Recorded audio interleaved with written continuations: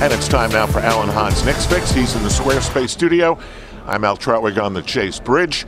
Emmanuel Mudiay back tonight, Alan. Things are getting a little crowded in the backcourt. Yeah, interesting, right? And have we forgotten about Emmanuel Mudiay? Remember now, he missed 12 games leading into the All-Star break with that shoulder injury.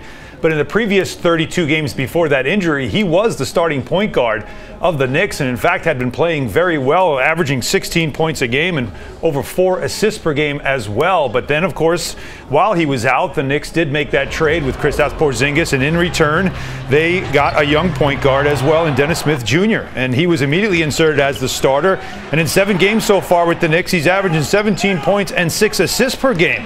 Now, he's under contract for next season, while Mudiay will be a restricted free agent. So from a business perspective, it seems logical that you keep Smith as the starter. However, Mudiay has been a personal project of David Fizdale from the first day he took the job. You remember, we're going to get you right from the press conference back in May. And I don't think David Fizdale is going to simply drop him. So Mudiay will come off the bench tonight. There will be some scenarios, I think, as well, especially while Frank Ntilikina is out with injury, that we'll see in the backcourt Smith and Mudiay playing together, and that'll be certainly something to keep an eye on. Another guard we need to mention is Kadeem Allen. He's a 26-year-old, and he's played very well also at the point guard position coming off the bench since he's been called up from the G League, averaging 10 points and over 4 assists in 10 games so far. The odd man out, of course, and that's the concern, is Frank Ntilikina, who remains out with the groin injury, and the Knicks would really love to see him in the backcourt with Dennis Smith Jr. So backcourt is where we're going to watch this final quarter of the season.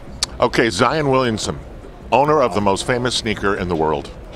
Well, you know, that sneaker was under the Duke bench for a while, and I was wondering who's going to sneak down and steal that thing, but it ended up in the Duke locker room. But a lot of people saw this play. It's something that really the whole country and a lot of around the world people were talking about when Zion Williamson, the star for Duke University and also arguably the #1 pick in the upcoming NBA draft, best player in college basketball, ripped through his Nike sneaker in that game against North Carolina, and so much fallout from that. Now, the most important part is he's going to be okay. Duke announced it was a grade 1 right knee sprain. However, a lot of fallout from this, including a lot of attacks on Nike. There are some people that think he shouldn't play the rest of the season, worried about his injury.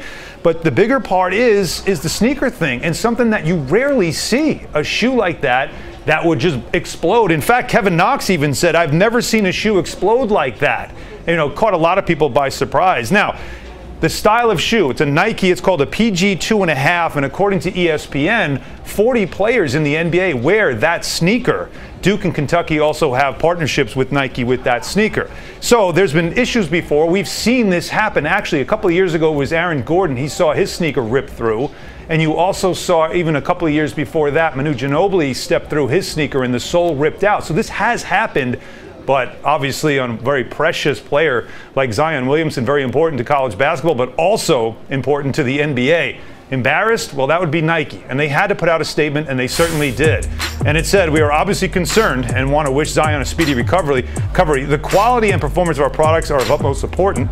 And while this is an isolated occurrence, we're working to identify the issue." Now, Paul George, who the sneaker is named after, he actually said that he talked to Nike to see what went wrong. He said, "What happened with the shoe, I take pride in that." So even he's concerned because his name's on that sneaker.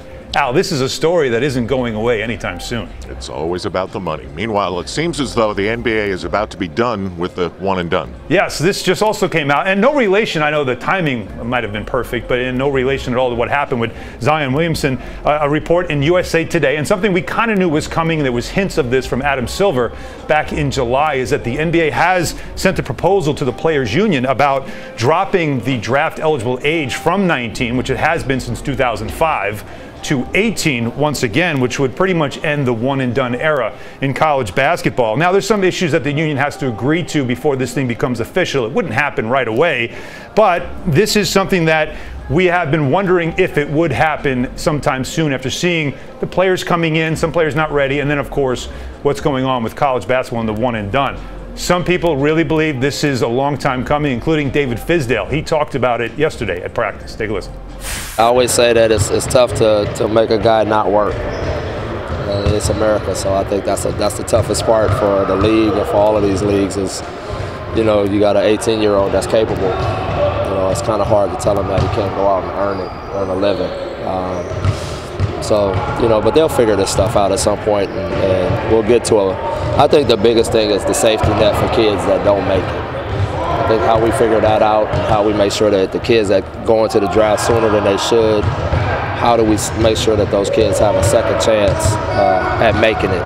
Now, that safety net would be the G League, and that's something that they really didn't have set up earlier on when that 18 age was there 15 years ago. But now the G League is there, and the league feels like some of those players, as David Fizdale referenced, that do slip through the cracks, they can find their way to the G League and continue their development to the NBA. Time for your stat of the night. Now, we know Karl Anthony Towns is not playing tonight. It's the first time in his career he's going to miss a game. We hope he'll be okay. But I did see his name, and I thought this is now an anomaly, especially after the Porzingis trade. Check this out from the 2015 NBA draft. The top 5 picks. What do you notice here? He's the only player that stayed with his team, and it's only been 4 years. All of these players that were drafted in the top 5, now including Porzingis, who was the last one, are with other teams. It's incredible. And in fact, if you extrapolate to the top 10, he is only one of 4 players from the top 10 of that draft who are still with their original team. So are we really rebuilding through the lottery?